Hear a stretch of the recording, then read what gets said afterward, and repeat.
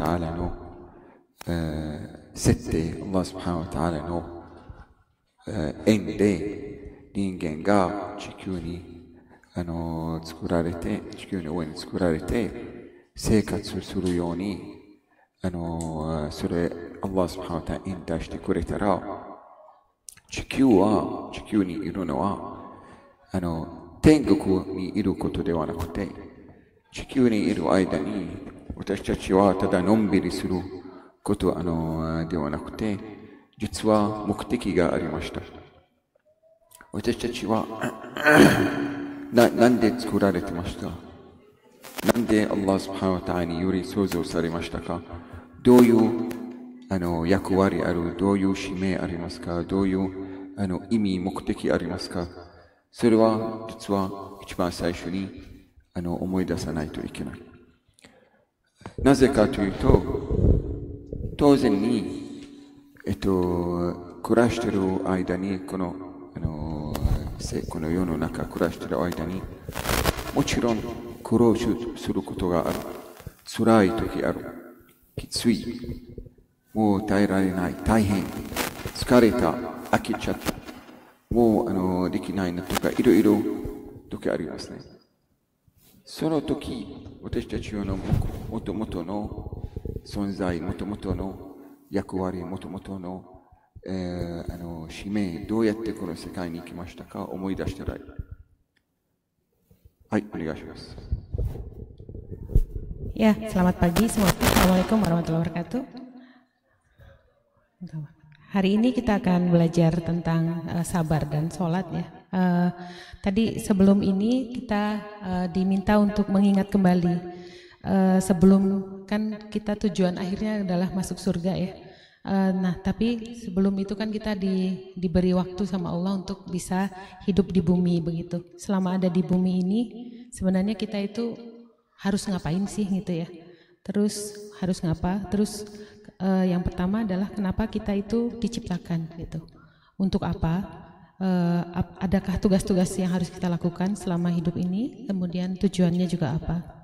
Selama hidup ini juga nanti ketika kita hidup akan bertemu dengan hal-hal yang berat, hal-hal yang melelahkan, hal-hal yang tidak enak dan kadang-kadang sampai ingin menyerah ya.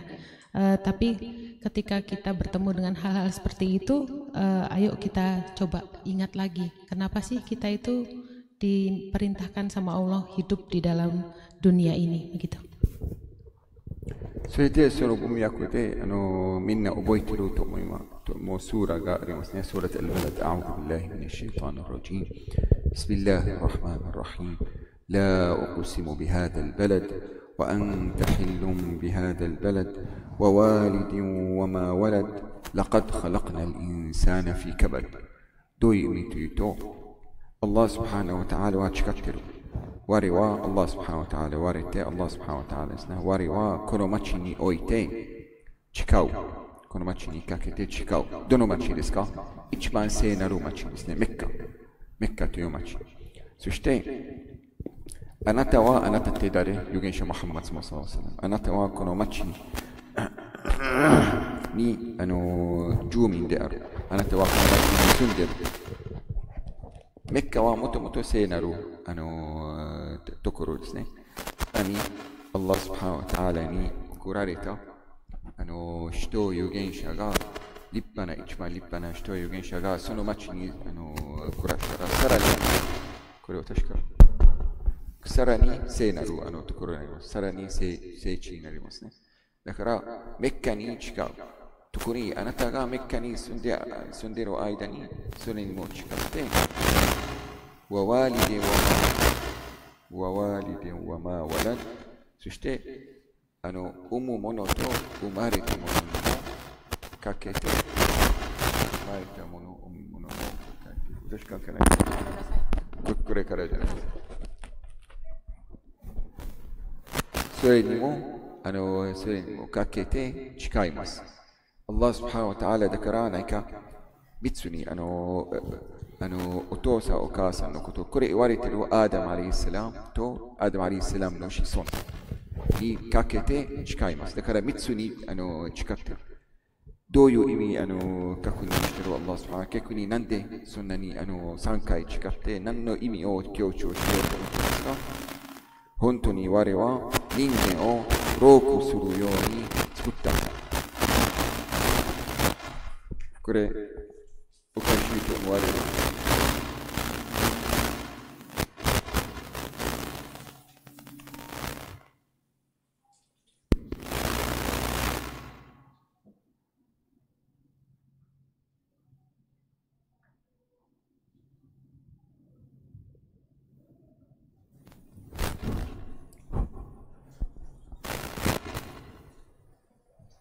それで、アッラースハンタアラ何かにかけて誓って、あなたたちはこの世の中のんびりするところではない。じゃあ苦労するために、アッラースハンタアラは私たちが悩むために作ってくれましたという意味ですか？どう思いますか皆さん？悩むためにアッラースハン作ってくれました。Ya, dalam surat Al-Balad ya ayat 1 sampai 4 saya bacakan artinya. Dengan nama Allah yang Maha Pengasih dan Maha Penyayang, aku bersumpah dengan negeri ini, Mekah, dan engkau Muhammad bertempat di negeri ini, di negeri Mekah ini, dan demi pertalian bapak dan anaknya, sungguh kami telah menciptakan manusia dalam keadaan susah payah. Ya, di sini Allah menurunkan ayat ini dalam keadaan bersumpah atas nama sesuatu ya. Di sini ada 3. Di sini sumpahnya atas nama negeri Mekah, kemudian atas nama demi bapak dan anaknya begitu. Jadi kadang ada beberapa ayat dalam Al-Quran yang Allah bersumpah sesuatu itu demi sesuatu begitu ya. Itu berarti menunjukkan pentingnya ayat-ayat tersebut begitu. Nah di sini dengan 3 sumpah ini disebutkan sungguh kami telah menciptakan manusia dalam keadaan susah payah begitu. Menurut teman-teman apakah Allah itu maksudnya biar kita bingung jadi susah ya nyiptain kita gitu. Menurut teman-teman gimana? どういう悩み、どういう大変さ、どういう労苦というと、実は私たちはテストを受けるためにこの世界に受かりました。テストを受けるために作られました。テストを受ける。テストを受けるのは面白いこと、のんびりすること、ゆっくりすることではない。何か努力する、何か頑張ってる、何か自分の楽になる時間、例えば犠牲にする。本当のテスト、学校のテストと比べたら、情報を得るために何か勉強したり、調べたり、何時間過ごしたり、先生聞いたり、クラス参加したり、それ全部情報を集めしかも何か、もし算数とか勉強してるだったら、問題例えば、受けたり、頑張って努力して、そしてテストを受ける。テストの中にも、テストにいる間にも、考えてる、疲れてる、汗だくなってる、この質問、そういう感じ。そういう状況で作られました、私たち。アッラースブハナウタアラこの世の中、は天国にしませんでした。天国は別。このテストを受けて、努力して、苦労して、受けて、合格したら、ずっとのんびりするところに行く資格を取ることができるようになるという意味です。はい。Ya, jadi Allah itu menciptakan kita itu untuk mendapatkan ujian begitu ya. Untuk mendapatkan tes kan, ujian gitu. Ini menarik ya. Jadi kita memang diciptakan untuk dapat ujian dari Allah gitu. Kadang-kadang kita ingin mendapatkan satu ilmu, mendapatkan informasi, kita belajar tentang ilmu tersebut, kita mencurahkan waktu kita, ikut kelas dan lain-lain. Kemudian setelah ikut kelas, kita belajar untuk mengerjakan tesnya. Kemudian selama tes juga mikir terus sampai kita capek mikir. Tapi Allah itu emang sengaja menciptakan ujian buat kita. Itu karena apa? Allah nggak langsung udah diciptakan langsung masukin surga plung gitu ya, nggak gitu. Tapi dikasih ujian, kemudian kita berusaha mengatasi ujian tersebut, kemudian kita lulus, kemudian nanti dihadiahi tempat kita bisa bersantai-santai gitu ya, atau surga begitu. もちろん、この世の中、もちろん、喜ぶ時間もある。ブレーキする時間ある。休み、ゆっくりする時間ありますけど、でも、それちょうど、何かテストの中に皆さんテストを受けたことあると思いますけど、1時間、もし長いテスト、私、日本で、日本語能力試験を受けたとき、1日ぐらいでした。その間に休憩2つ、3つぐらい、2つぐらいありました。休憩取って、またテストする。また休憩取って、またテストする。同じように私たち暮らしている間に、大きな試験場入っていると考えてください。私たちの仕事と生活、子供たち、家族、あちこち全部何かテストを受けていると感じてくれる。もちろん、時々ブレーキがある。時々休むことある。途中で、でも基本的に苦労している。基本的に頑張っている。基本的に走っている。そういう世の中です。もし、アッラースブハナワタアラこの世界、最も楽になる世界、のんびりする世界、したら、誰も天国のこと、例えばやる気、行く気、低くなりますね。ここでいい。ここでいい問題ない。あそこ行きたくない。ここでいい。ここ楽になってるから、ゆっくりしてるから、特にもし病気がなかったり、大変なことなかったり、じゃあここでいいんじゃないと思っちゃう人間が。でも、アッラースブハナワタアラここはテストのところ、テストの世界にしてくれて、報いの世界は来世にしてくれました。はい。Ya, ya kita diberi ujian, tapi tentu saja kita kadang-kadang diberi waktu untuk istirahat ya. Kadang kita diberi rasa senang setelah melakukan banyak ujian, kita diberi waktu untuk bersenang-senang sejenak begitu. Dalam pekerjaan, dalam kehidupan sehari-hari, tentang anak-anak, semuanya berisi ujian gitu ya. Tapi kadang-kadang Allah beri kita waktu untuk sejenak istirahat gitu. Untuk tapi pada dasarnya sebagian besar dari kehidupan itu isinya adalah kita harus semangat bekerja menghadapi ujian begitu ya. Nah, kenapa? Karena kalau kita santai-santai aja di sini, kita hidup di dunia, udah enak banget nih, udah nggak mikir ya pingin masuk surga gitu. Manusia itu nggak akan mikir, udahlah, udah hidup di dunia udah enak, ngapain nyari surga gitu. Itu yang pertama seperti itu. Terus misalnya di dunia ini nggak ada sakit, nggak ada berat, nggak ada ini, maka orang nggak akan berusaha beranjak dari dunia itu. Jadi benar-benar dunia itu diciptakan Allah itu memang sebagai tempat ujian buat kita gitu. そしてアッラースブハナワタアラそういうことを設定してくれて、私たちをほったらかしたんじゃない。はい。何かこの地球にほったらかして勝手にして何でもかんでも自分でそういうことをチャレンジしたり対立したりしてくださいということではなくて、案内送ってくれました。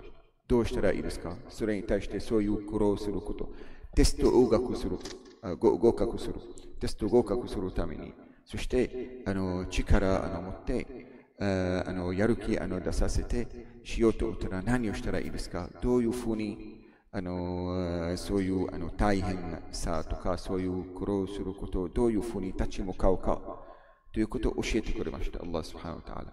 預言者人たちのヒダヤ、啓示、ワヒ送ってくれて、次のようにやったら苦労しても合格することできる。苦労しても忍耐できる。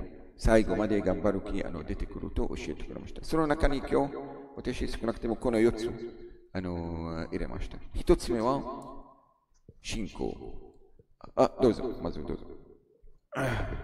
Ya, Tapi apakah Allah itu cuman nyemplungin kita ke dunia aja terus udah didiemin aja?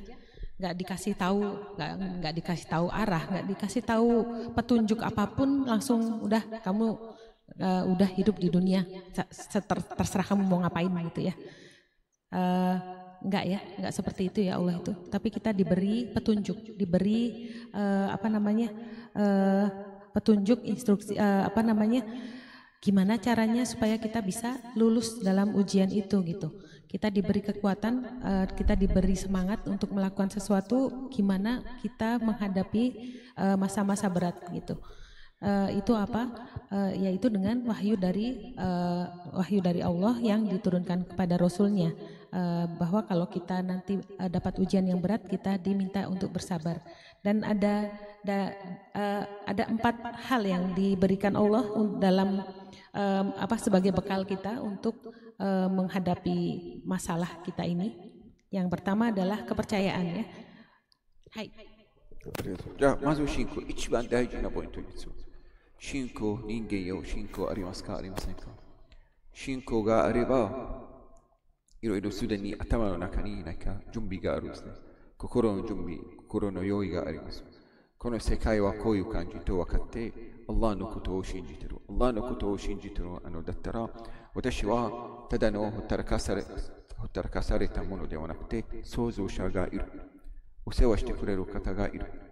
アッラースブハナウタアラ、私は所有されているもの。アッラースブハナウタアラが私のオーナー、私の創造者、私の面倒見てくれた、お世話してくれた、人細胞の時代から面倒見てくれた、私のお母さんの子宮の中にいてたとか、お世話してくれた、フォローしてくれてるということを信じること自体、安心する。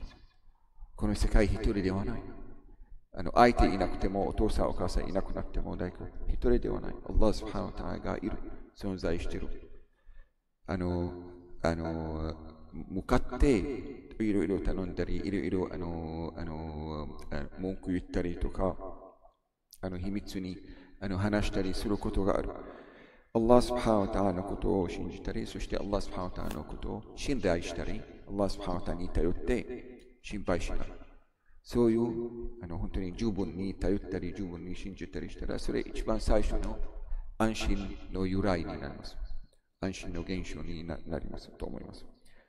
もちろん信仰といえば私たちイスラム教徒として何を信じているかというと、アッラースブハナウタアラのこと、天使たち、アッラースブハナウタアラからの啓示、アル・クルアン・アル・カリームと他に啓示されたもの、そしてアッラースブハナウタアラからの人たち、預言者たち、アッラースブハナウタアラの最後の審判の日と運命天命ですね。アルカーヌルイーマン、ヌミヌビッラヒ、わマライカティヒ、わクトビヒ、わルスリヒ、わルヤウミルアーヒル、わルカダル、khkhayrihi、wa syarrihi。はい。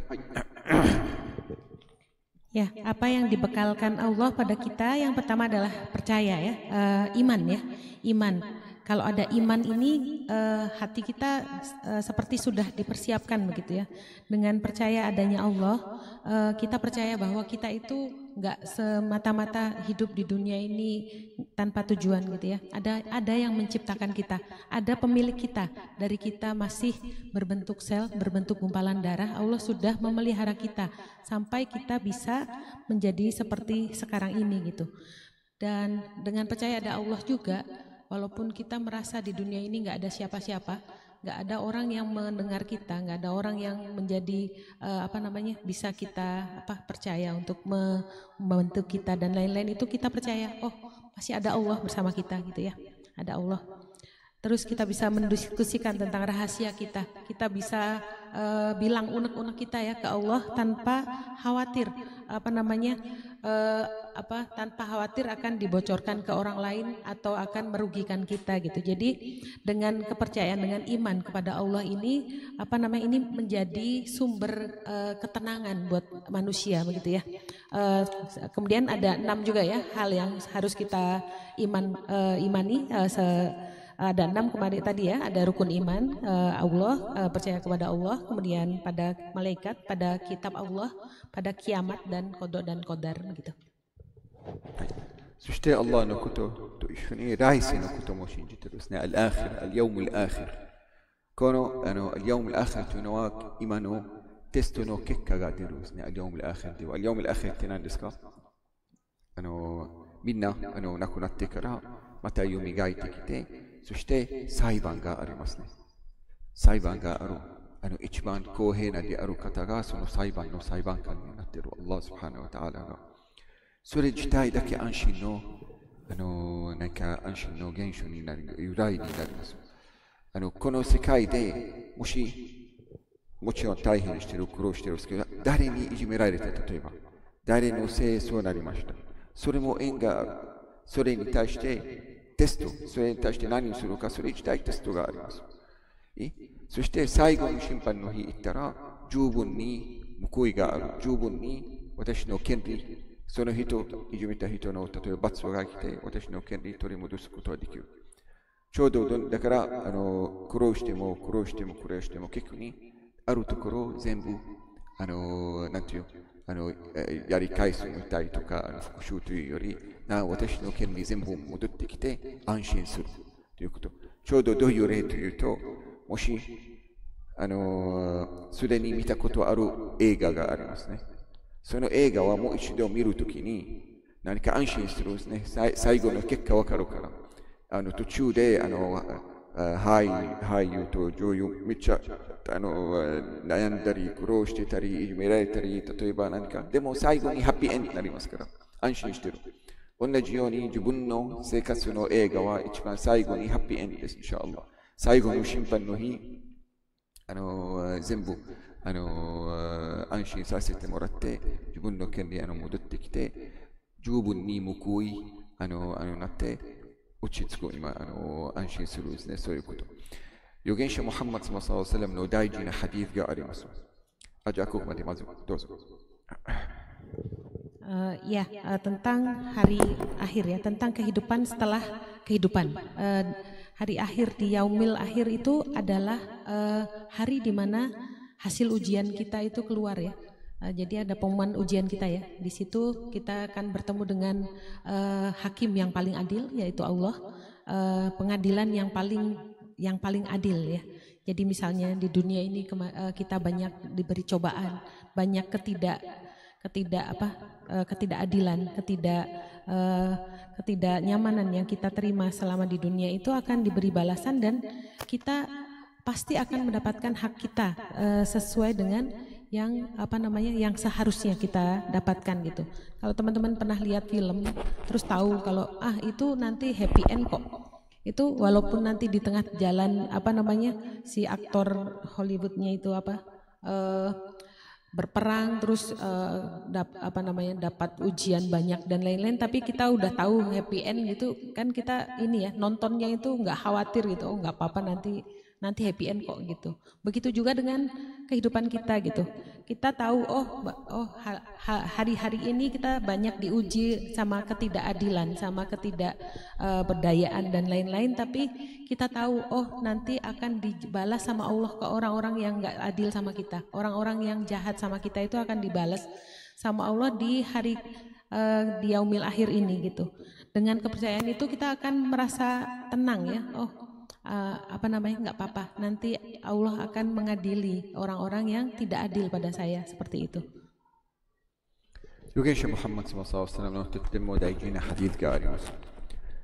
最後の審判の日が来たら、そして天国の人たち、天国行くと決まった人たちは天国入って、すぐ入ってから最初の例えば時間で増やしたら、最初の5分だけで天国を過ごしてから、天使たちに聞かれる。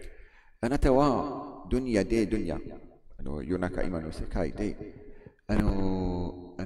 苦労していましたか？実は天国入るためにいろいろ苦労しました。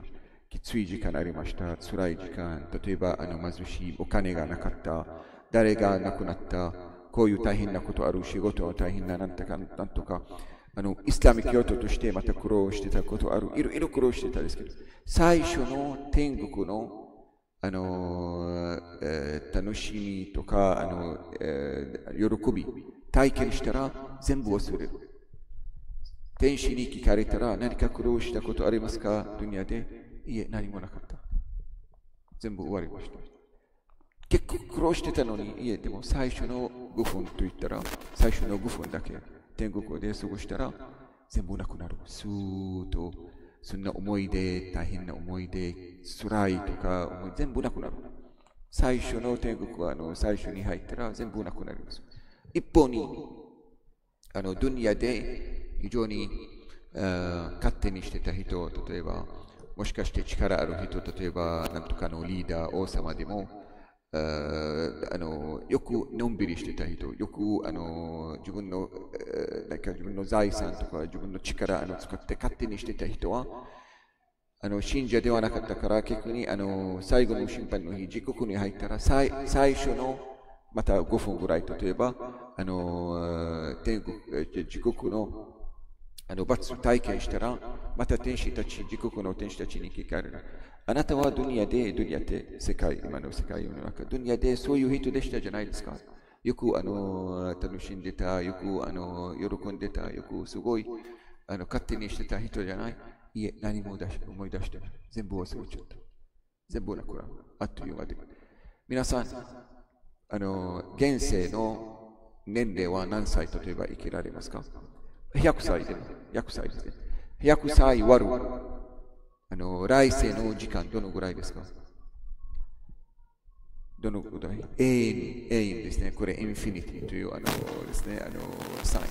どの数字でも、100歳、1000歳と言っても、1万歳と言っても、永遠の数字と比べたらゼロです。何もない。しかも、それは数字だけ考えたら、あと体験したこと自体、それ自体、1秒とか5分で体験したら全部なくなる。その大変さ全部忘れる。一方に、その喜び全部忘れるということを考えたら、これ、預言者ムハンマドさん言った通り、このドニアはどういうところというと、ただ何か旅の人が砂漠歩いてる間に影があるの木のところ入って少しだけ休んで息取ってまた自分の旅続いていきました。そういう感じ。ドニアはそのしばらくだけ木の影のところで止まって息取ってその後自分の旅続いていきました。そういうドニアです。来世のことを信じたら本当にいろいろ楽になります。これは一時的なこと。一時的なことの中に、そのドニア、例えば90歳とか100歳の時間の中に、すべてのことを一時的なこと。辛いとか、どのぐらい続いてますか、辛いのこと。1年、2年、3年、10年、その後、状況変わります。この一時的な時期の中に、すべてのことを一時的に体験してます。Hai, semasa. Ya, digambarkan kehidupan di akhirat itu seperti apa untuk orang-orang yang merasakan yang hasil ujiannya bagus ya akan dimasukkan ke surga. Kemudian ketika 5 menit mereka merasakan nikmat surga, ditanya sama malaikat ya. Kamu dulu hidupnya berat ya, katanya banyak cobaan, banyak rintangan yang kamu alami di surga.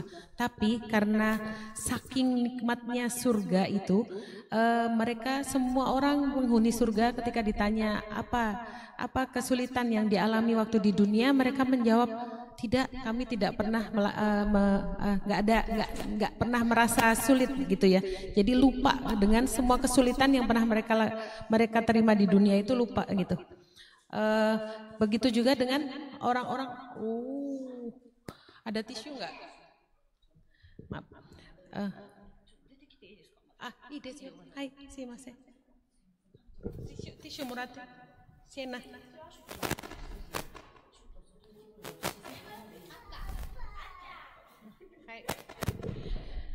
Maaf ya, saya lanjutkan. Kemudian ketika untuk orang-orang yang ketika hidup di dunianya semena-mena, mereka dimasukkan sama Allah ke neraka. Kemudian 5 menit mereka merasakan siksa neraka, itu ditanya malaikat, kan kamu dulu udah semena-mena pada banyak orang ya, semena-mena pada banyak orang, terus udah senang-senang dan lain-lain seperti itu, dan mereka menjawab enggak, kami sudah lupa gitu. Jadi orang yang dulu jahat pun sudah lupa dengan apa yang sudah dia lakukan saat menerima hukuman di neraka. Orang yang dulu berat di dunia juga saat sudah menerima nikmat di surga juga sudah lupa gitu. Jadi kalau dibayangkan kita itu hidupnya sebagai manusia itu berapa tahun sih di dunia ini ya? Taruhlah kita dapat karunia umur 100 tahun sama Allah, itu tidak sebanding, nggak ada apa-apanya dengan kekekalan di akhirat ya. Kalau di akhirat itu adalah selamanya, maka kehidupan kita di dunia yang 100 tahun itu hampir mendekati 0 tahun ya di akhirat itu gitu. Apa yang sudah kita alami itu kita akan lupa gitu. Jadi kalau di dalam hadis Nabi Muhammad menggambarkan bahwa perjalanan manusia hidup itu seperti berjalan di tengah padang pasir, kemudian karena saking panasnya kita berteduh sebentar. Nah, berteduh sebentar kemudian melanjutkan perjalanan itu lagi gitu ya. Terus kehidupan di dunia itu cuman pas berteduh sebentar itu doang gitu. Jadi sesuatu yang sifatnya sangat sementara. Jadi kalau kita merasakan hidup ini setahun, 2 tahun berat banget, itu jangan khawatir, itu pasti cuman sebentar aja, itu pasti akan berubah gitu. Jadi Allah menggambarkan hal ini bahwa dunia itu sementara aja supaya kita merasa tenang gitu ya. Oh, nanti ada akhirat yang baik yang menunggu aku begitu, seperti itu. Hai, simasen. Hai. 子供たち出るなら、子供たち出る。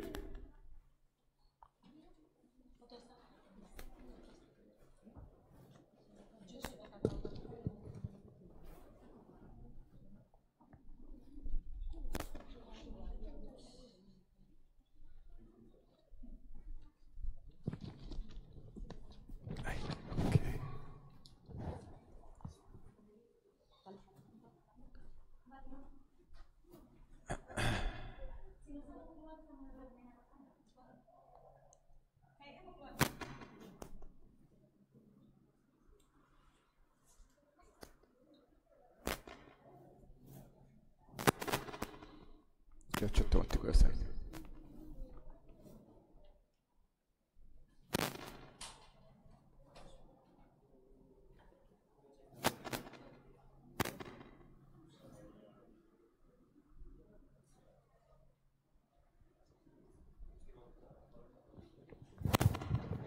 すいません、お願いします。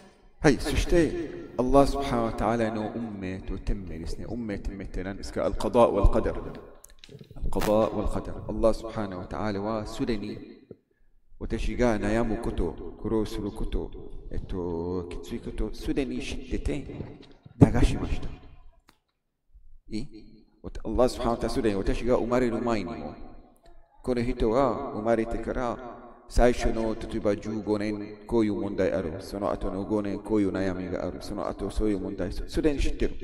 知ってて流してくれました。流した。それは OK と思って、OK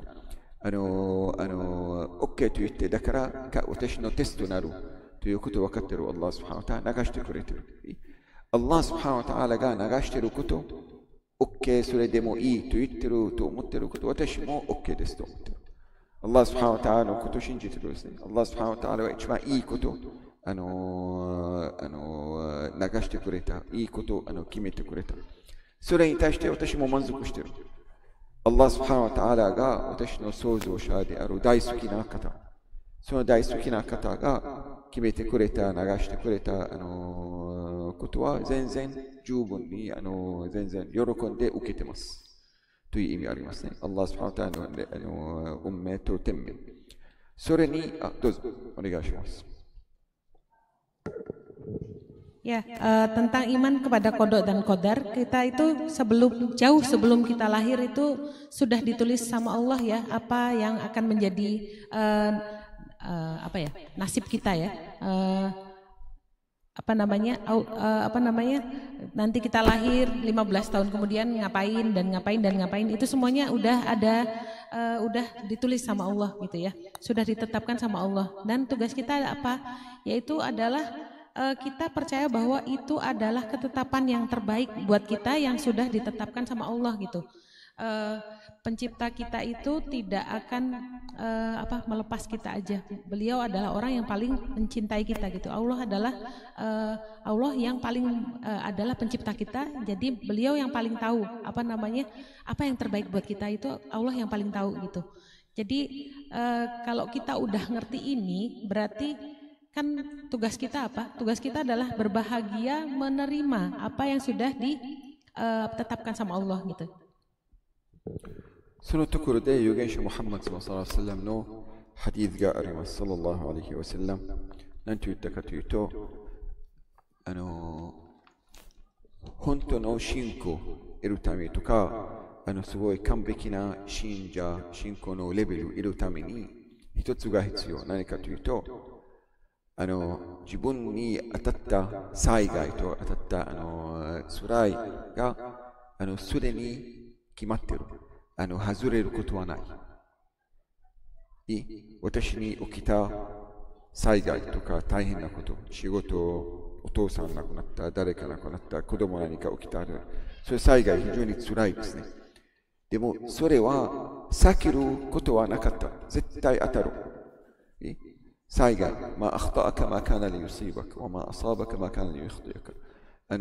起きた、私に起きた大変なとか辛いことは避けることはなかった。どんなに気をつけても、どんなに何かしても、何か工夫しても、それは絶対当たる。その災害。と分かったら、いい信者になってます。一方に、私のところ入らなかったいいこと。私はそういう仕事を得ようと思ってて、頑張って面接したりとか、逆に外れちゃった、選ばれなかった。当たる、もらう縁がなかった、最初から。どんなに頑張っても、どんなに工夫しても、努力しても、当たることはないと分かった。でもそれいつ判断しますか？そのこと起きてから、災害起きてから。そして、災害起きる前にできるだけもちろん避けるように頑張らないといけない。交通事故起きないように頑張らないといけない。例えば、スピードを守って、十分に気をつけて、交通ルールを守って、でも、それでも事故起きちゃった。じゃあ、一つ分かっててください。事故起きることすでに決まっている。絶対起きる。だから悲しくならないでください。それは Allah subhanahu wa ta'ala もう知ってて流しました。ということを分かったら、私も Allah subhanahu wa ta'ala そういうことに対して満足しているんだったら私も満足している。私その仕事できません。そういうこと勝ちませんでした。ということ、それに対して Allah subhanahu wa ta'ala 満足している。それで OK と思っている。じゃあ私も OK と思っている。大丈夫。どんなに頑張っても多分得ることはできない。もらうことがないと分かったら安心する。そういう信仰のレベルは高いレベル。それは本当の信者になります。という現象、ムハンマドさん教えてくれました。ハディス。はい。Ya, dalam sebuah hadis Nabi Muhammad menjelaskan hamba yang baik, hamba yang level imannya tinggi itu yang seperti apa sih gitu ya. Itu adalah yang percaya bahwa semua bencana atau musibah yang terjadi itu sudah ditetapkan sama Allah. Kemudian dan kita mau bagaimanapun apapun yang kita lakukan, kita tidak akan bisa menghindarinya. Kemudian yang kedua adalah apa hal yang kita rasa baik, yang ingin kita dapatkan, tapi tidak bisa kita dapatkan, mau gimana juga nggak bisa kita dapatkan, itu sudah ditetapkan juga sama Allah gitu ya. Jadi ini terus gimana jadi kita nggak usah ngapa-ngapain, bukan seperti itu, tapi Allah tetap meminta kita untuk terus berusaha ya. Ketika kita ingin mendapatkan, kita berusaha untuk tidak kena musibah, untuk tidak kena kecelakaan. Jadi misalnya naik mobil, mematuhi peraturan lalu lintas dan lain-lain, atau misalnya kita ingin masuk ke suatu perusahaan yang bagus, kemudian kita ikut ujiannya, kita belajar baik-baik, tapi ketika kita tidak bisa mendapatkan apa yang kita inginkan, kita tidak bisa menghindari bencana yang akan terjadi pada kita, itu di sini Allah mengajarkan kita untuk tidak terlalu bersedih gitu ya. Jadi memang Allah sudah menetapkan itu, tapi tugas kita manusia itu adalah berusaha gitu ya. Jadi tapi ketika kita sudah berusaha tapi hasilnya tidak sesuai dengan keinginan, kita ingat lagi, oh semua itu sudah ketetapannya Allah, dan semua yang sudah Allah tetapkan itu yang terbaik buat manusia begitu. じゃあ一つのポイント、これで信仰ですね。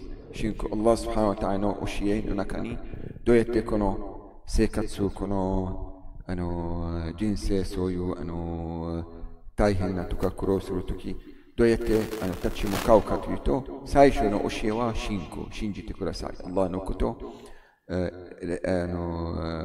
来世のことと運命天命のことを信じる。信じるというのは心の行い。OK？ 心の行いは信じる。実際に何をしたらいいですか？実際に何をしたらいいですか？どういうふうに動いたり何をしたら実際に具体的に何をしたらといいですか？また Allah subhanahu wa ta'ala の教えがあります。Al-Quran al-Karim 読むこと。Al-Quran al-Karim 読むことと、礼拝を行うことと、忍耐すること。いい？そういう3つ。信仰のポイントは心ですね。何か考えて安心することができる。OK？ 考えたり、信じたり、任せたり、信頼したら、それは安心するところがあります。そしてさらに具体的に何をしたらですか？ Al-Quran al-Karim 読んでみてください。Al-Quran al-Karim 実は大きなこと、それはもっと大きなタイトルの下に来る。何のタイトルですか？ Allah subhanahu wa ta'ala の dhikr。Allah subhanahu wa ta'ala の念書。Allah subhanahu wa ta'ala のことを思い出すこと。タイトルとして、その下に Al-Quran al-Karim 読んだり、istighfar したり、Subhanallah 言ったり、例えばということもしたら、それ自体、心を安心させる。Al-Quran al-Karim 読むとどういうアヤ出てきますか？例えば今のアヤ、ここに書いてあるアヤ、أعوذ بالله من الشيطان الرجيم بسم الله الرحمن الرحيم ولنبلونكم بشيء من الخوف والجوع ونقص من الأموال والأنفس والثمرات وبشر الصابرين。信者たちをテストさせる。試練受けさせます。どういう試練ですか？あなたたちの財産、怖いこと、お腹すくこと、あなたたちの周りの人たち亡くなったりとか、怪我したりということ、しかも自分の商売、自分の仕事で失敗すること、これ全部、それに対しての出来事とか災害でも、それ全部テストとして流している。Allah subhanahu wa ta'ala はっきり言ってる。じゃあ、それに対して誰が勝ちしますか？アッサーベリン、忍耐できている人たち。そういう人たち、何をしますか？忍耐している人たち、実際に何をしていますか？災害が来たら、次のように言っている。インナリッラヒwa inna ilayhi raji'un。先ほど話した信仰がちょうど心の中に落ち着いてきているから、じゃあ彼たち何でもの災害に対して、インナリッラヒwa inna ilayhi raji'un。我々は Allah のものです。我々は Allah subhanahu wa ta'ala 所有者いている。Allah subhanahu wa ta'ala 好きに私たちのこと好きにして、何でもしていい。と思っている。インナイラヒはインナイラヒラジュン。全部後で報いがある。全部後で最後の審判の日ある。全部後で天国インシャアラということ、分かっているから。そういう人たちどうなりますか？アレイヒムサラワートミンラッビヒムラハマわウライカホムルムフタドゥ。そういう人たちに Allah からの祝福、平安が落ちてきて、彼たちの上に来て、そして彼たちは本当に正しい道行ってる、導かれている人たちであるというアヤ読むと何かわかる。これ全部、私はラッキーじゃない、それをよく言われている。ラッキーじゃないこと、災害を受けているわけではなくて、それ私だけ悩んでいる他の人たちみんな落ち着いているということじゃなくだけではなくて、みんなそれぞれに自分の問題ある、自分の大変さ、自分のテスト、自分の災害あり、みんなすべての人間、それぞれに自分のテストがある、絶対テストある。一人ではない、私だけあんだけということではないとわかります。そういうアーヤ、例えば読んだら安心する。他にもあります。とりあえずお願いします。これYa, tadi kan pertama dalam menghadapi cobaan yang ada di dunia ini yang dengan iman ya. Iman itu kan masalah hati ya. Di dalam hati. Ketika hati kita tenang, itu kita bisa melakukan semua sesuatu dengan tenang juga gitu, dengan baik gitu. Nah, yang kedua adalah dengan tindakan gitu ya. Tindakan apa?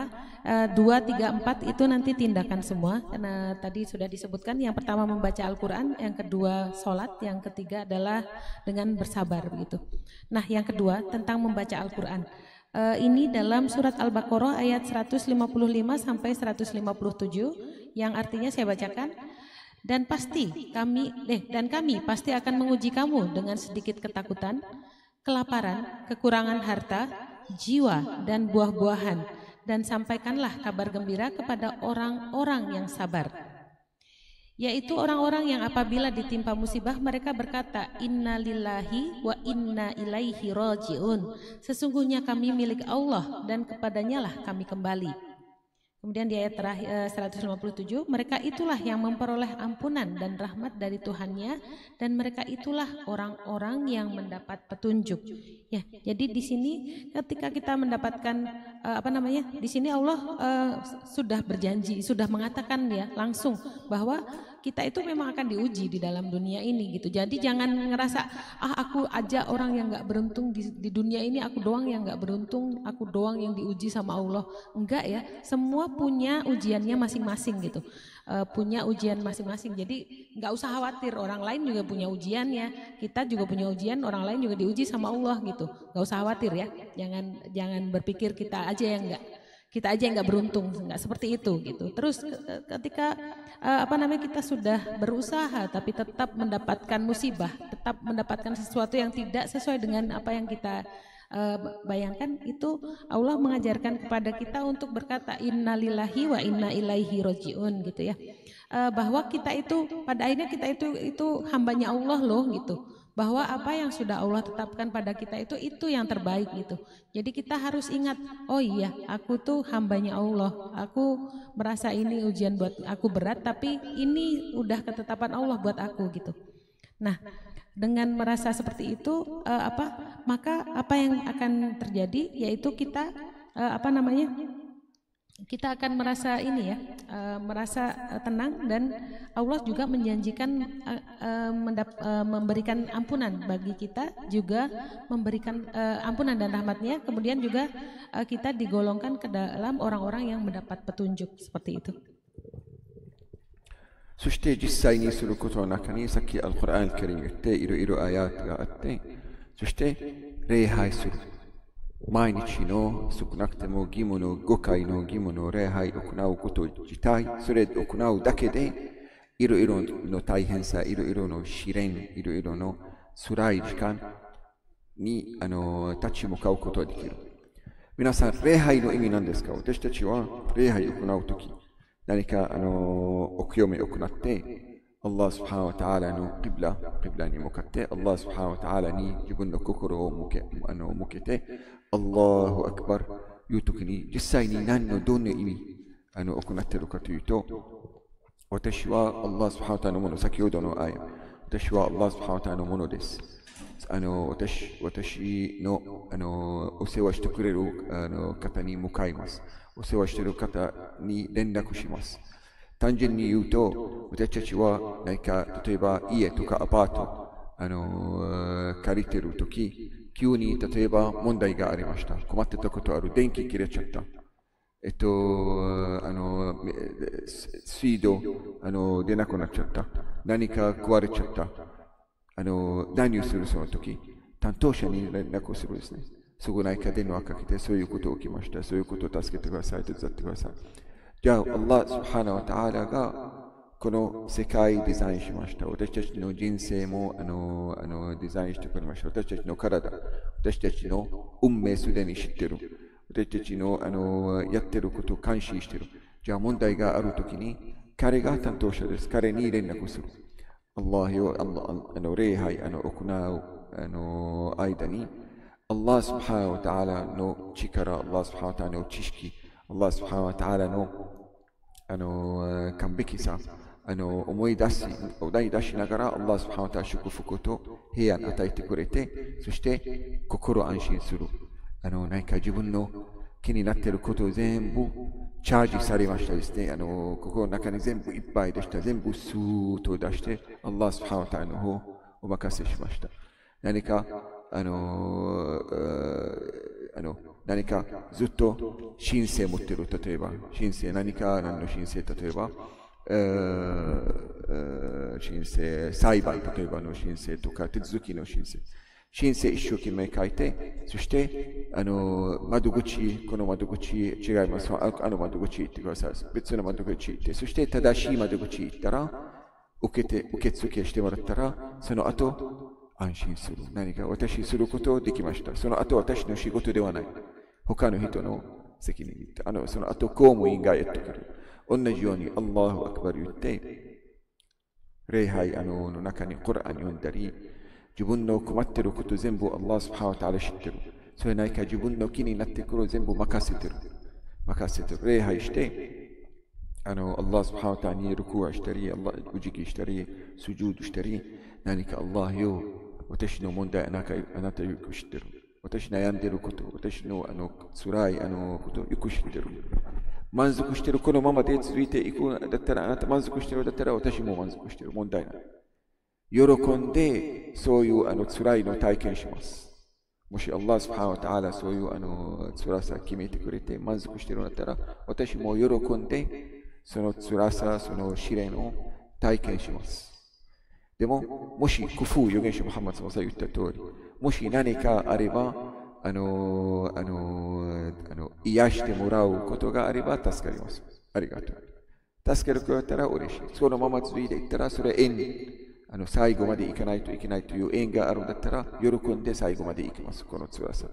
そういう気持ちで、礼拝行って、礼拝終わって、スーッと安心する。だからの前に。はい、どうぞ。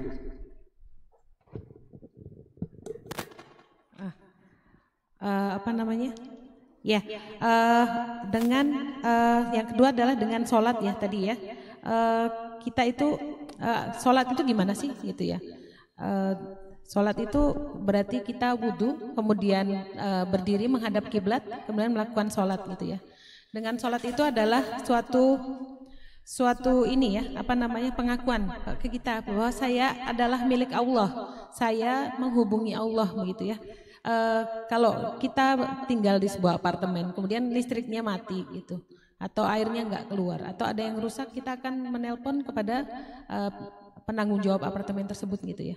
Nah, Allah itu kan penanggung jawab seluruh dunia, seluruh isi dunia ini. Allah yang jaga, Allah yang memperhatikan, bisa melihat apa saja yang kita lakukan.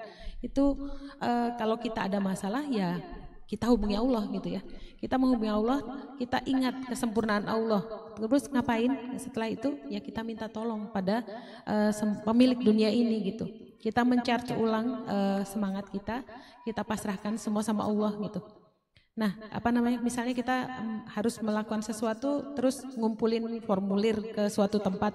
Nanti kalau kan kita udah ngisi, misalnya ada mau apa namanya, daftar sesuatu, kita udah ambil formulir, ngisi, terus di ini ya, dikumpulkan. Nah, setelah dikumpulkan sudah diterima sama petugas, itu kan kita merasa tenang di situ gitu ya.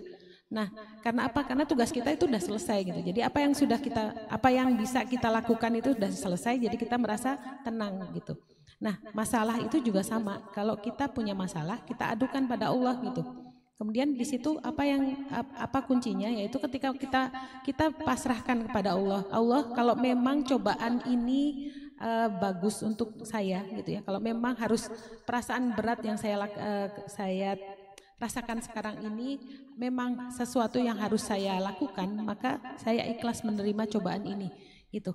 Kemudian tapi bila memang ada jalan keluar dari masalah yang sedang hamba hadapi ini, maka akan menjadi penghiburan buat saya, dan saya amat bahagia kalau Allah memberikan petunjuk atas jalan keluar masalah saya ini gitu. Jadi dengan sholat ini kita memasrahkan ya, mengkomunikasikan masalah kita dengan pemilik semesta ini, dengan Allah. Kemudian kita mendapatkan ketenangan dari ini gitu ya. Jadi dengan melaksanakan sholat kita merasa tenang dan kita merasakan ikhlas gitu dengan apa-apa yang sedang kita hadapi dalam kehidupan ini. ذكر الله سبحانه وتعالى حكي القرآن الكريم ده سجين آية كلمة أعوذ بالله من الشيطان الرجيم بسم الله الرحمن الرحيم يا أيها الذين آمنوا استعينوا بالصبر والصلاة إن الله مع الصابرين شينجي اشتهيتو تاتشيو سايشوني شينكو نو بوينتوですね最初にシンコのポイントシンコをした人たちよいろいろの問題いろいろ試練に向かいに何をしたらいいですかサブル忍耐と礼拝を使って立ち向かってくださいと教えてくれる。なぜかというと、インナアッラーマアッサビリン、アッラースブハナウタアラ忍耐している人たちと共におられると教えてくれました。だからすでにそういうことある。そういう悩みある。アッラースブハナウタア決めてる。アッラースブハナウタア縁で縁が、縁を知ってた。それに対してそうしてください。それに対してこういう薬、こういうやり方やってくださいと教えてくる。臨退と礼拝。礼拝すると、スブハナラ、時々、災害じゃなくても、辛いことじゃなくて、問題がある。例えば気になっていることある。ずっと考えている。これどうしたらいいですか？私の子供、例えばこういう問題あります。勉強の問題とか、どうしたらいいですか？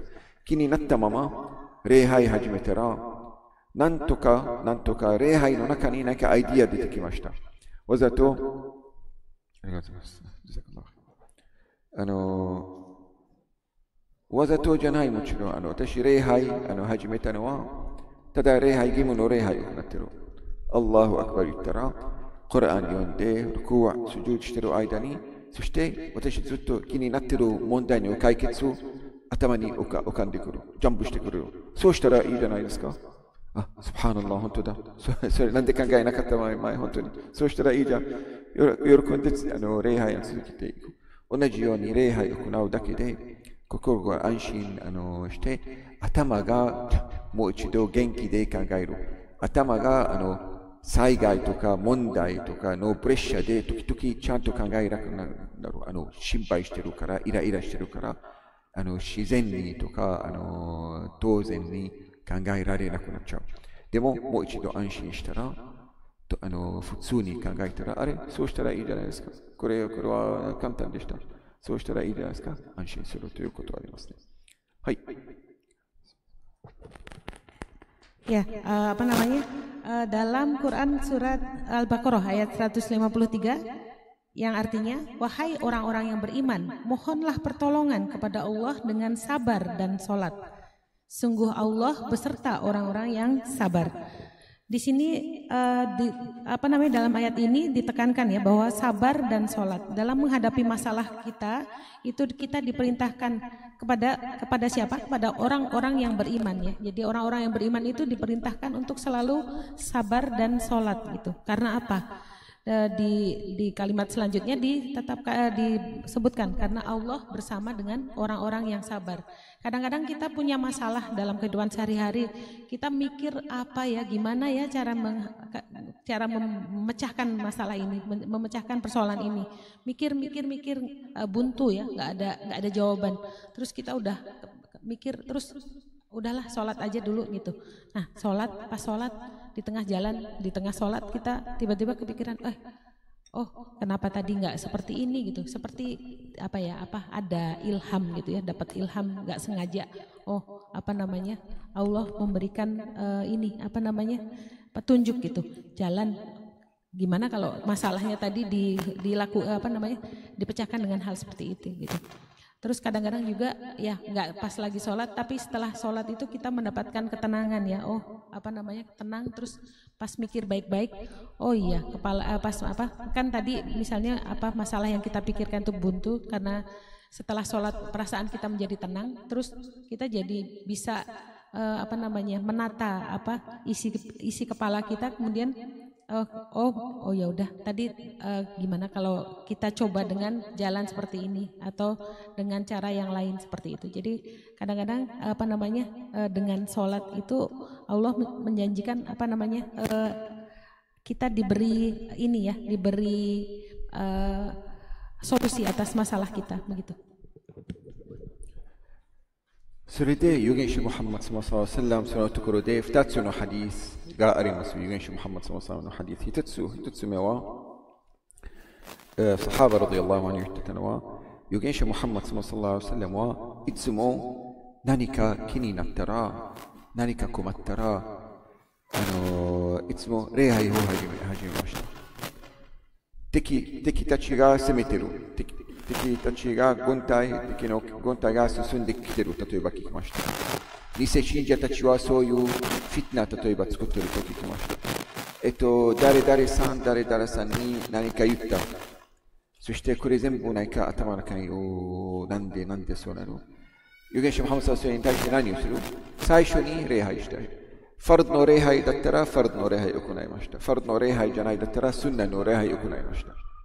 一番最初にまず心を安心させるですね。アッラースパート創造者の前に立って自分のことを、自分の気になっていることを全部任せて信頼して、したら安心して正しい解決出てくる。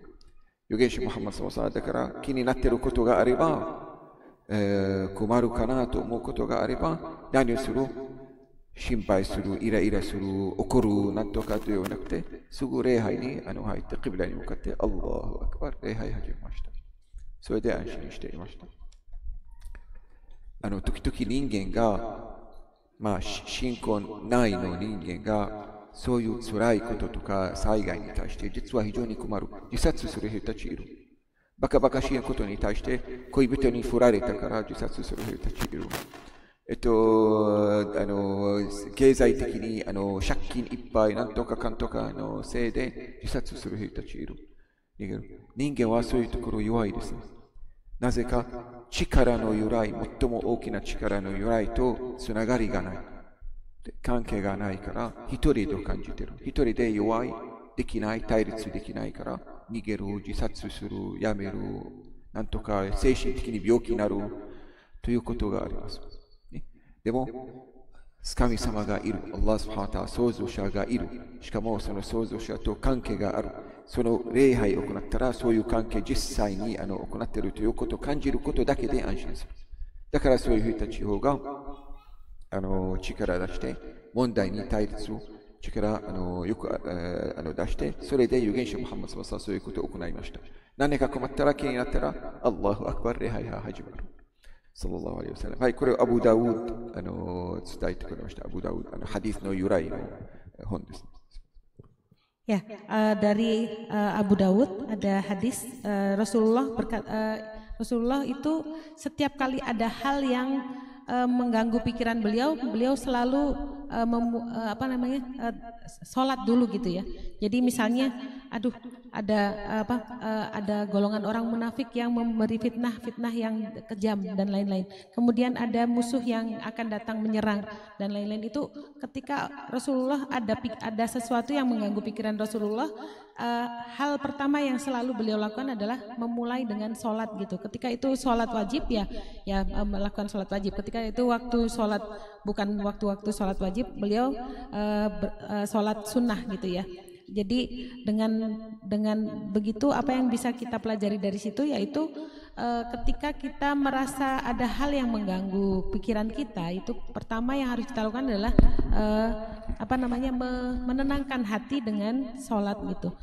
Dengan sholat ini kita memasrahkan urusan kita itu pada Allah, kemudian kita merasa tenang, kemudian kita bisa mengeluarkan solusi yang terbaik dari masalah yang kita hadapi itu gitu. Nah, misalnya manusia itu kadang-kadang berbuat bodoh banget ya. Ada yang ditinggal pacarnya terus bunuh diri. Ada yang aku tuh secara ekonomi miskin banget, bunuh diri juga gitu. Jadi manusia itu lemah banget ya. Nah, kalau manusia yang lemah kemudian tidak punya hubungan yang erat dengan Zat yang Maha Kuat atau Allah gitu, itu rentan sekali untuk melakukan sesuatu yang bodoh gitu ya, yang akan berakibat fatal pada kehidupannya. Jadi manusia itu harus senantiasa berhubungan dengan Zat yang kuat, yaitu Allah. Jadi dengan ingat ada Allah bersama kita, itu akan menenangkan kita, kemudian akan memberikan suatu kekuatan bahwa kita itu bisa menghadapi masalah itu dengan baik begitu. Jadi selalu ingat bahwa Allah itu bersama dengan kita begitu. もう一つ預言者ムハンマドサラサラムのアブダウドからのハディスもあって、何か礼拝の時間来たらアザンになりますね。アザンの後しばらく待って、その後イカーマする。イカーマするときに預言者ムハンマドサラサラムなんと言ってたビラールラディアラハンがアザンとイカーマを起こしていましたですね。ただイカーマしてくださいだけではなくて、ビラールをイカーマして安心させて、もうそろそろ安心させてください。どうやって安心させる？ただイカーマして礼拝始まるようにアナウンスしてください。それだけで安心する。我々はどうですか？まさかゾホルの礼拝来ました。ゾホル行うために大変なことないか？これ大変、堂々したり、だったり、コラーン読んだりという、なんか礼拝自体大変になってる。預言者ムハンマドさんにとってどうでしたか？大変さに対しての工夫するのは礼拝です。もう安心させて。何か預言者ムハンマドさん想像してください。砂漠にいて、食べ物少ない、飲み物少ない。しかも預言者ムハンマドさん生活も基本的に貧しかった。時々奥さんたち来て、食べ物何もないと伝えてくれる。はい、待っててください。貧乏な人たち、貧乏なサハバ、教友たち来て、預言者ムハンマドよ、食べ物ない。ちょっと待っててください。誰々来て、預言者ムハンマドよ、そういう人、そういう偽信者はこう言ってる。そういうユダヤ教徒たち、そうやってる。はい、OK。頭の中にこれ、溜まって、どうやって安心しますか？アルハムドリラ、礼拝の時間来ました。ビラール、安心させてください。早く。安心させてください。イカーマして、そして礼拝で預言者ムハンマドサラムとサハバを礼拝するときには別な世界に移動している。アッラーアクバル。立ち上がって、アッラースブハナタアラに称賛、申し上げたり、アッラースブハナタアラの完璧な特徴を思い出しながら、アルコラン・アルカリーム唱えたり、何かなんというこの世界全部どんなに辛い、どんなに痛み、どんなに悩みがあっても、何か全然忘れて、来世に、例えば自分の魂、来世の方を期待している。アッラースブハナワタアラの会うとき、例えば期待している。今、体で会ってるんですけど、心はアッラースブハナワタアラに向かっている。いつか実際にアッラースブハナワタアラに会うことがある。それを思い出して安心する。この生活の問題全部小さいです。どんなに起きても結局に全部一時的なこと、全部飛ばすという思い出して、また安心して落ち着いて、また立ち向かうことができるようになってた。安心、ビラリをイカーマして安心してください。安心させてくださいと預言者ムハンマドさんはよく言っていました。はい。Ya, kemudian hadis yang kedua ini dari Abu Dawud juga. Nabi Muhammad SAW itu ketika menghadapi cobaan itu beliau akan memanggil Bilal segeralah beriqomah, tenangkan hatiku gitu ya. Jadi kan kita bisa bayangin ya masalah yang dihadapi Nabi Muhammad dulu itu sebesar apa gitu. Jadi cara Nabi Muhammad mengakali masalah-masalah beliau itu, mengakali cobaan-cobaan dalam kehidupannya itu diakali dengan sholat gitu. Kita bayangkan beratnya hidup beliau, bahkan tidak jarang ya beliau dan istri beliau itu tidak punya makanan yang bisa dimakan sama beliau, nggak ada makanan. Kemudian belum kecaman-kecaman orang Yahudi yang selalu mengganggu beliau. Terus di saat semua masalah-masalah itu menumpuk, Nabi Muhammad itu selalu bilang, udah jamnya sholat gitu ya, udah jamnya sholat. Kemudian bilang ke Bilal ya, Bilal cepatlah beriqomah, tenangkanlah aku gitu ya. Jadi ketika Bilal beriqomah, Nabi Muhammad merasa tenang. Udah waktunya aku menghadap Allah, waktunya aku berkomunikasi dengan Allah. Dengan berkomunikasi dengan Allah, melafazkan Al-Quran, beliau lupa bisa melupakan sejenak semua masalah-masalah kehidupan beliau. Kemudian bisa berpikir lagi bahwa masalah yang ada di dunia ini adalah kecil, dan ingat bahwa janji Allah di akhirat nanti akan mendapatkan kehidupan yang baik itu akan ingat kembali, dan beliau merasa tenang di situ. Kemudian kuat menghadapi masalah setelah sholat itu gitu. Seperti itu. Jadi Nabi Muhammad itu selalu menanti-nantikan waktu sholat gitu ya.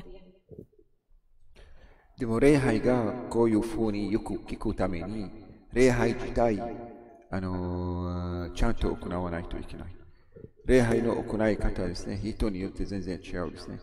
何か走ってどうでもいい。早く3分4ラカの礼拝は3分4分で終わってるだったら何も感じてない。礼拝の感じ、礼拝の本当の礼拝の気持ちとか何も体験してない。礼拝ちゃんと行ったり、ちゃんとお清めから始まる。ちゃんとお清めを行って、完璧なお清めを行って、そしてちゃんと礼拝入る前に感じるどういうこと王様に面接するときに、面談するときに、どういう感じで心を準備しますか？今、アッラースハーワタアラと面会がある。面談がある。入る前に心の準備があって、そして、アッラーフアクバル、言って、入ったら、アッラースハーワタ最初に賞賛の申し込み、賞賛の申し上げることあって、その後、アルコランカリー読んで、特にアルコランカリー読んでるところ、アルファティハ、皆さん、アルファティハの意味必ず勉強してください。皆さん、少なくてもアルファティハ。アルファティハはただ、アッラースハーワタの会話になってる。そういう会話感じてください。何か言ったら、アッラースハーワタ何か答えてくれる。何か頼んだら、はい、対応してくれると言ってる。皆さん必ずアルファティハの意味勉強しないといけない。ファティハ言って、そして好きなスーラ、意味がわかるスーラ選んで、唱えて、そしてお辞儀したり、土下座したりしたら、これ全部自分の、ネガティブの気持ち、ネガティブのチャージ、全部、解放とか、出すことができるようになります。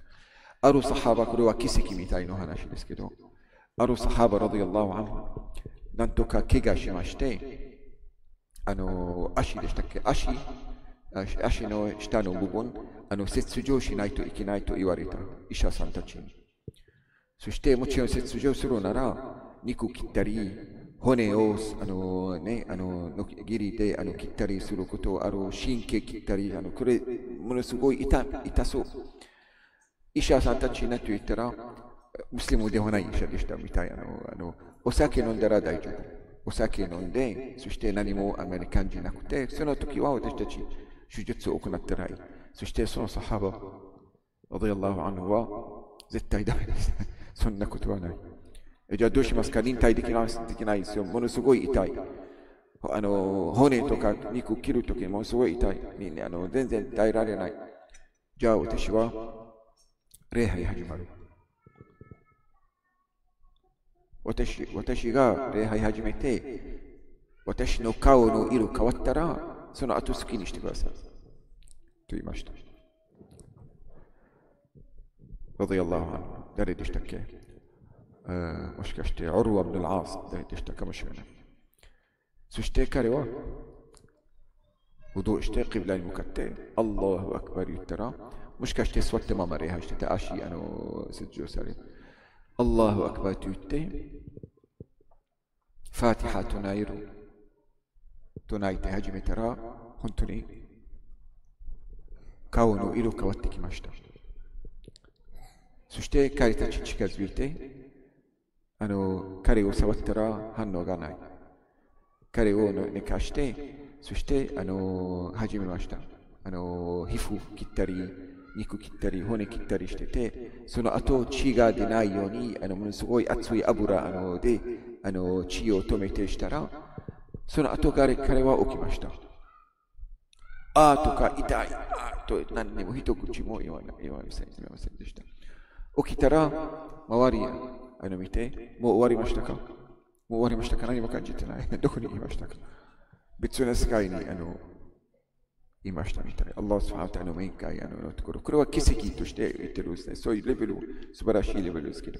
でもそういう感じで夢中な、礼拝の感じ夢中になったら、本当に礼拝は自分の問題の解決になる。自分の悩みの癒しになる。インシャアラ。はい、お願いします。Ya, tentu saja kuat menghadapi cobaan gitu ya. Nah, berarti sebenarnya dengan sholat kita bisa diberi kekuatan untuk menghadapi cobaan. Tapi yang harus diingat adalah kita harus sholat dengan benar ya. Sholat dengan benar itu gimana? Kalau kita sholat 4 rakaat selesai 3-4 menit itu kira-kira gimana sholatnya? Gimana gitu ya?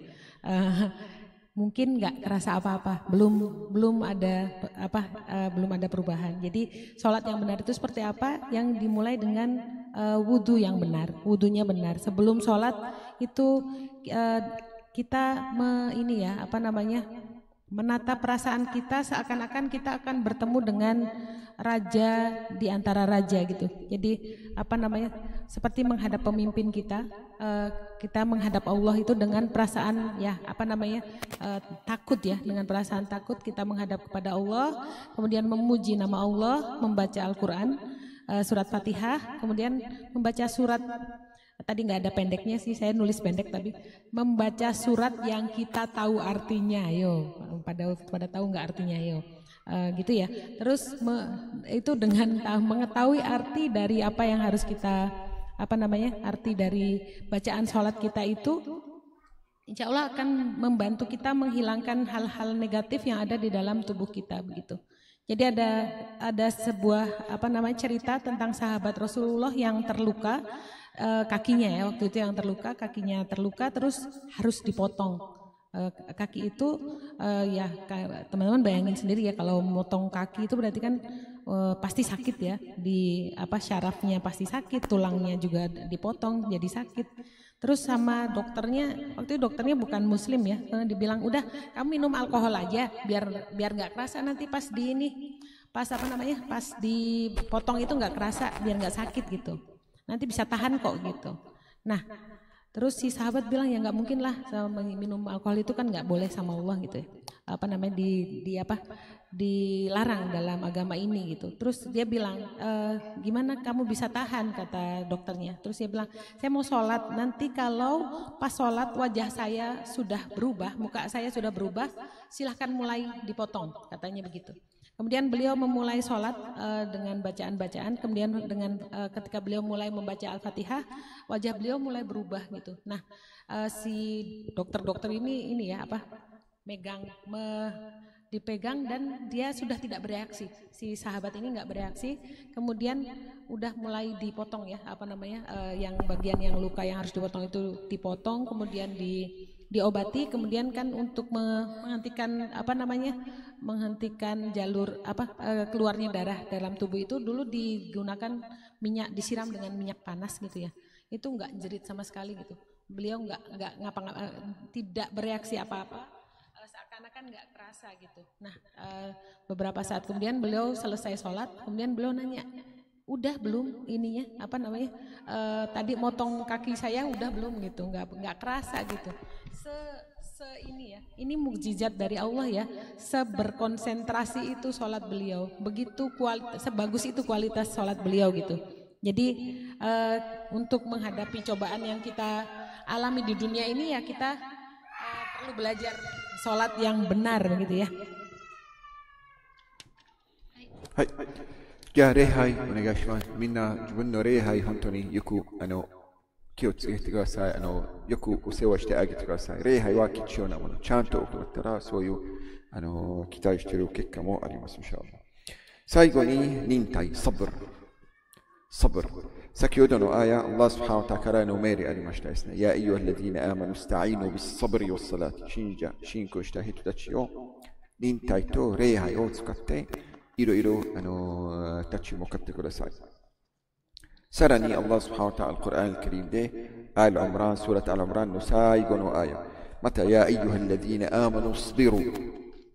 信じした人たちを忍耐してください。我慢してください。辛抱してください。辛抱してくださいだけではなくて、もし相手、これは特にムシリキン、多神教徒たちと何か戦うときとか、何か争いがあるとき、あなたたちはサブルしてください。彼たちもサブルしたら、あなたたちもっとサブルしてください。彼たちさらにもっと忍耐したら、あなたたちもっと忍耐のレベル出して、イスビル、ワサビル、ワラビル。そして監視して向こうの側の攻撃、例えば気をつけてください。ずっと監視してください。واتقوا الله、アッラースブハナウタアラのことを恐れて、لعلكم تفلحون。それであなたたちは勝ち人たちになるだろう。アッラーからの命令です。サブルしてください。だからアッラースブハナウタアラすでに知っている。それは簡単なことではない。辛抱が必要、忍耐が必要。だから忍耐してください。忍耐しなくていい、ただ順調に進んだらいいじゃないですか。それ子供っぽいの考え。あなたたちはこの世界の間に忍耐しないといけない。忍耐する境。信者ではない人たちもお互いにアドバイスするときに何か我慢してください、何か待ってください、辛抱してください。だから信者たち方がそういう意味、アルコラン・アルカリームとか預言者ムハンマドサラーサラムのハディー、そういう意味ある。しかも、サブルに対して、サブルしたら無駄にならない。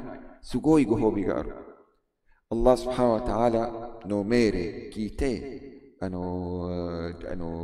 従ったら、それ自体ご褒美がある。しかも、この世界にも先にいい結果があります。はい。Ya, yang terakhir adalah bersabar ya, sabar. Di sini suratnya adalah Al-Imran ayat 200. Wahai orang-orang yang beriman, bersabarlah kamu dan kuatkanlah kesabaranmu dan tetaplah bersiap siaga di perbatasan negerimu dan bertakwalah kepada Allah agar kamu beruntung. Gitu ya. Jadi kalau kita harus selalu bersabar gitu, bersabar. Lawan-lawan kita juga bersabar, kita harus lebih sabar. Jadi kita itu harus sabar ya, menghadapi ujian-ujian yang ada di dalam dunia kita itu kita harus sabar gitu. Bahkan orang-orang yang tidak beriman sama Allah pun mereka sabar menghadapi cobaan di dunia. Jadi bagaimana dengan kita yang udah dijanjiin sama Allah balasan yang baik kalau kita bersabar gitu. Kita akan dimasukkan kepada dalam orang-orang yang beruntung. Jadi menghadapi cobaan di dunia ini kita harus bersabar gitu. はい。例えば何というご褒美があります？インナマユワッファッサビルナアジュラフビガイリヒサ。それはアルカリカリムのアヤ、スーラットルティマ、ここに書いてないんですけど、アッラースブハナワタアラは最後の審判の日、よくサブルした人、よく忍耐できた人、アッラーのためにサブルした人、自分のためにじゃなくて、アッラーのためにサブルした人、どういうふうに報酬とかご褒美とか報いもらいますか？計算なしで。計算、だから、切らないご褒美があります。終わらないご褒美があります。と、アッラースブハナワタアラは教えてくれました。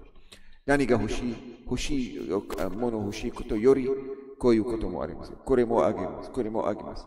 満足するまで、アッラースブハナワタアラご褒美与えてくれる最後の審判。ユファッサビルナアジュラフビガイリヒサ。サブルしている人たちは、計算なしで彼たちに報いもらいます。例えば、計算したらここまでだけもらったらいい。いえ、ここまでではなく、これももらってください。こういうことももらってください。こういう素晴らしいことも与えてあげる。それもあげる。ビガイリヒサ。計算なしで、ご褒美もらうと、アッラースブハナワタアラ、アルコラン・アルカリームで言ってくれました。はい。これ何のスラだったんですか？スラット・アズマル。アズマル、ちょっと待ってください。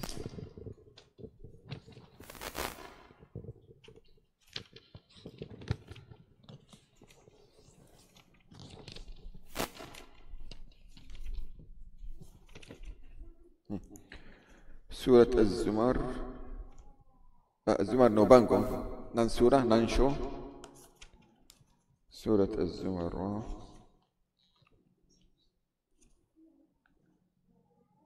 スラット・アズマル第39章。スラット・アズマル第39章。10節。10節。第39章。スラット・アズマル章。10節。インナマユワッファッサビルナアジュラフビガイリヒサ。本当にサブルできた人、本当にアッラースブハナワタアラ完全に服従してて、何が起きてもアッラースブハナワタアラ言うこと聞いて、辛抱して忍耐したら、じゃあ後で報いは生産なしで報い、ご褒美もらいます。はい。Ya, kemudian dijanjikan oleh Allah kepada orang-orang yang bersabar. Dalam Quran surat Al-Zumar ayat 10, katakanlah Muhammad, wahai hamba-hambaku yang beriman, bertakwalah kepada Tuhanmu. Bagi orang-orang yang berbuat baik di dunia ini akan memperoleh kebaikan.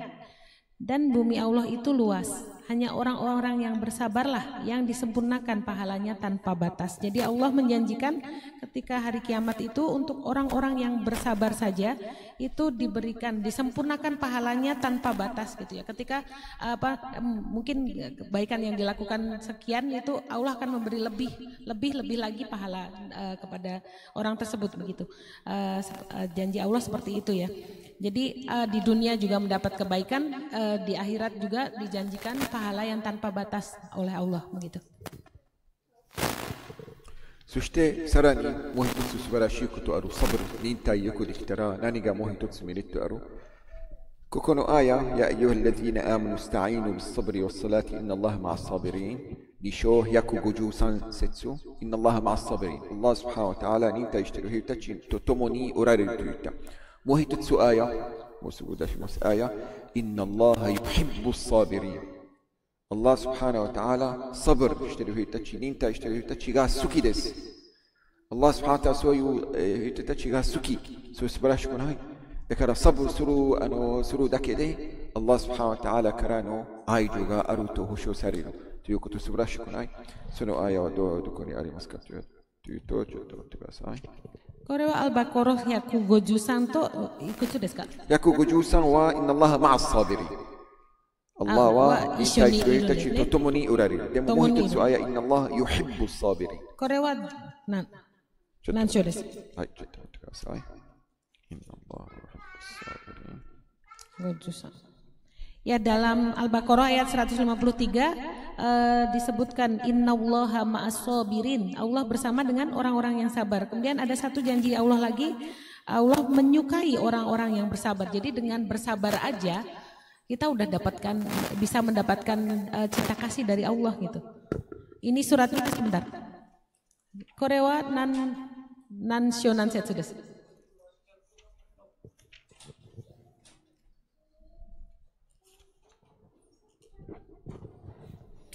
今出られてないんですけど、また今度今出られてない。Suratnya belum ketemu ya, nanti dicari. またインシャアラー。そして預言者ムハンマドsallallahu alaihi wasallamのハディスもありますね。اللهم صل على سيدنا محمد وعلى آله وأصحابه أجمعين。特に実はサバル3つの種類ありますね。なんというサバルとなんというサバル、なんというサバル。まず辛いことに対しての忍耐。災害が何か起きて大きな問題、例えば起きちゃって気になることがあって、それに対してサブルするのはちゃんとサブルしたらどういういい結果ありますかというと、預言者ムハンマドさんが言ったのは最後の審判の日に天国入るときにサブルしている人たちは天国のランク300ランクアップにしてもらう。忍耐している人、サブルしている人は最後の審判の日どういういい結果ありますか？天国のランクが300ランクアップグレードしてもらいます。ランクとランク、その300上がってたランクとランクの間にどのぐらいスペースがありますか？天と大地の間にと同じように距離があります。高さがあります。それ300倍のランクになる。もちろん天国の中に一つのランク上がるとき素晴らしい、すごい違うレベル、楽しさとか満足とか楽になること全然違うですね。しかもサブル忍耐十分にしたらじゃあ300倍になってくると預言者ムハンマドさんはおっしゃいました。これは災害とか大変のサブルのことに対してサブルする場合。はい。Ya, dalam hadis ada 3 macam sabar ya yang disebutkan. Yang pertama adalah sabar terhadap cobaan, terhadap masalah yang dihadapi. Ini dijanjikan Allah pada yaumil akhir nanti ketika masuk surga akan ditinggikan tingkat surganya sebesar 300 kali dari tingkat yang sebenarnya, di mana satu tingkatnya itu jaraknya seperti jarak antara bumi dan langit gitu. Jadi bisa dibayangkan orang yang sabar itu berapa tingginya derajatnya di mata Allah begitu ya.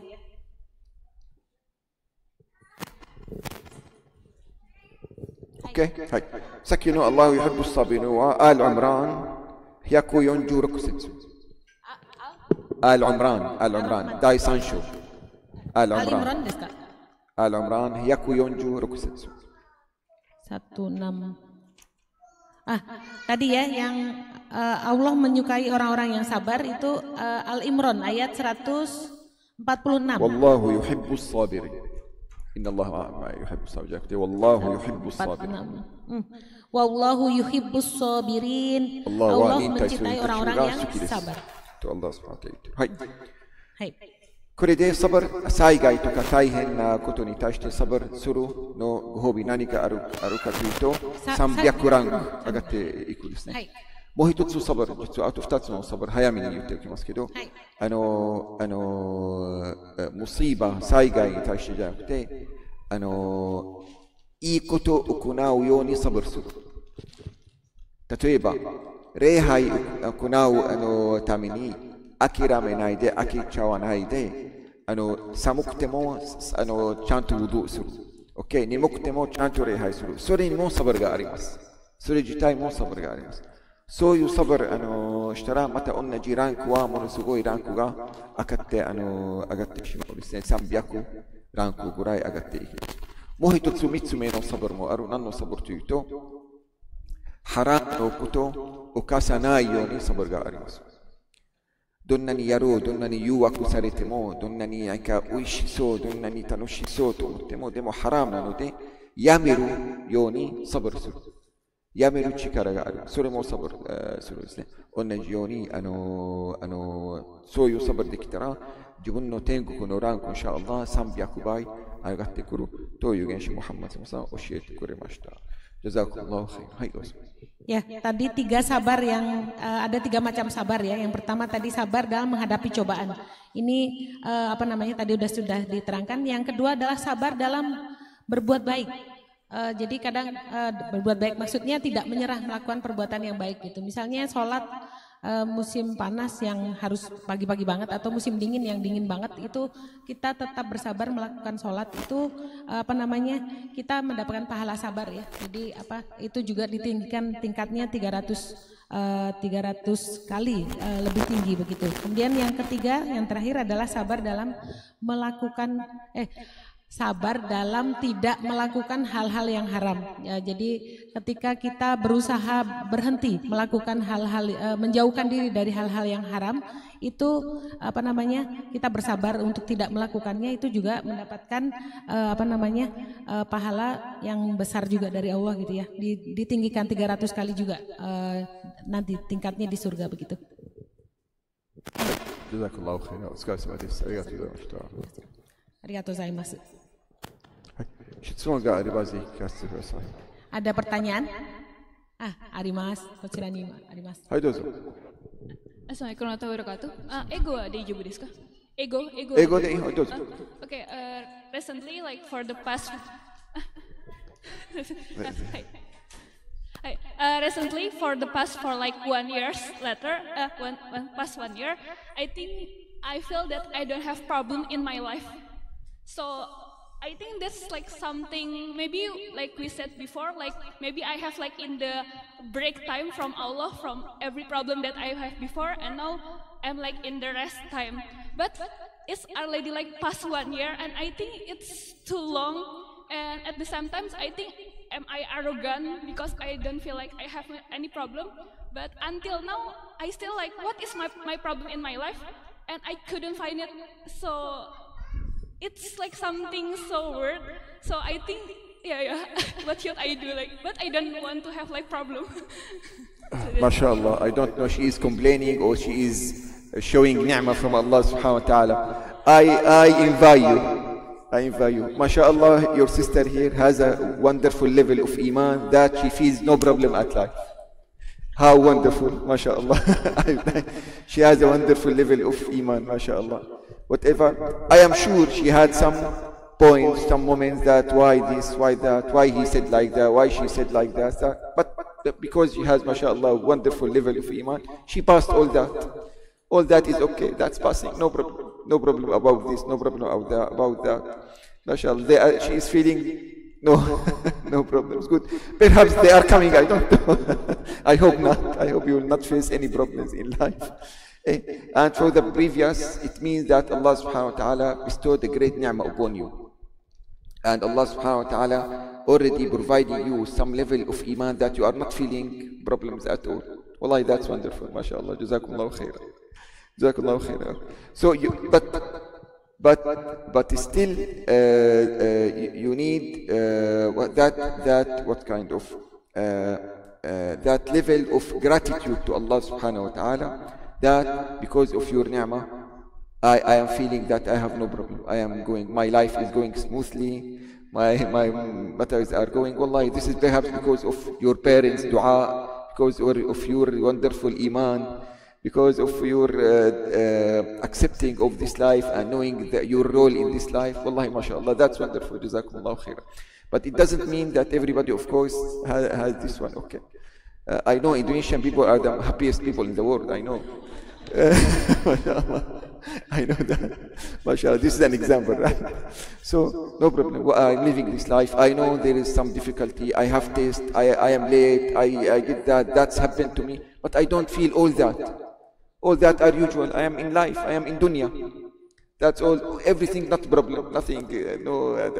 Even if I am applying, I am now trying to be in her place and thinking like her.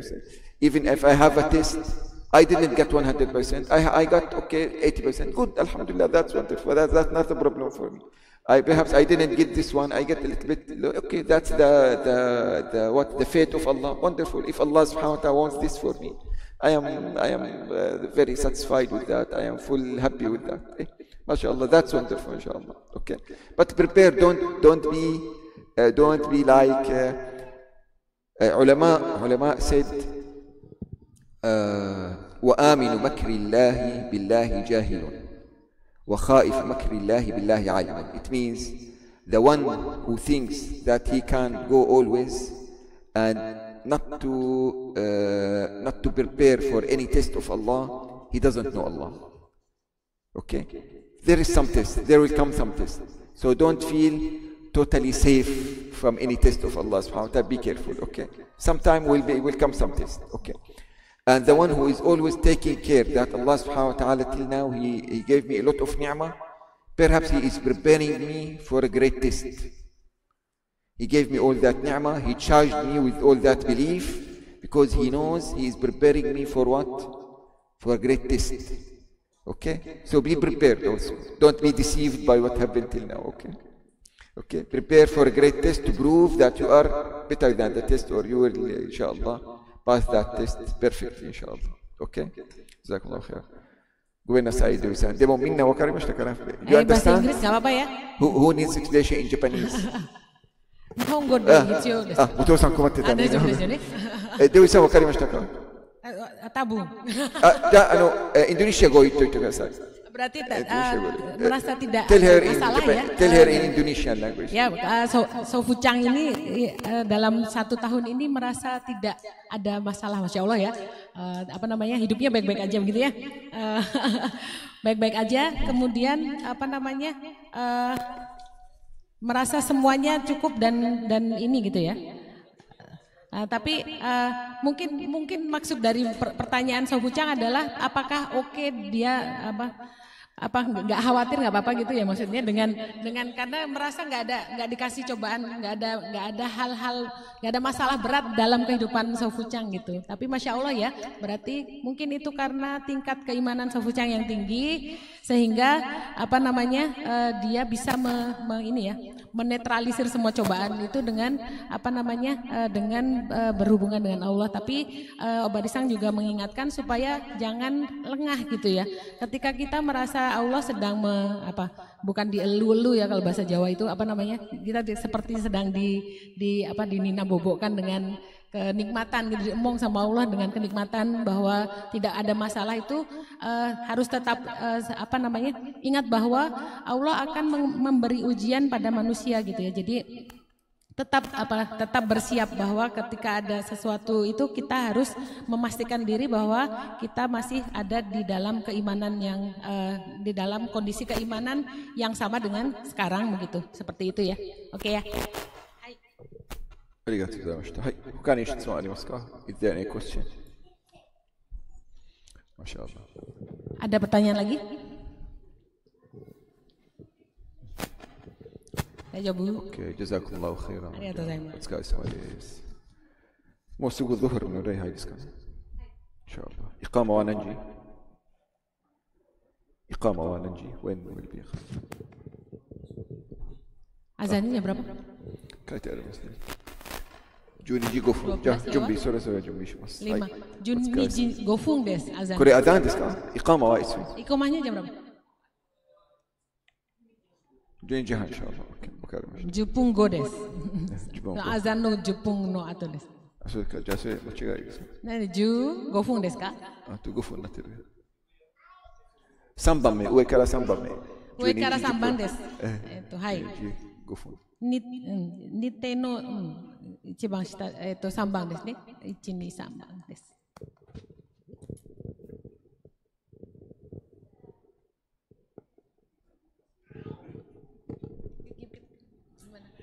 كل دي ديسكاس. جزاكم الله خيرا. السلام عليكم. Waalaikumsalam warahmatullahi wabarakatuh.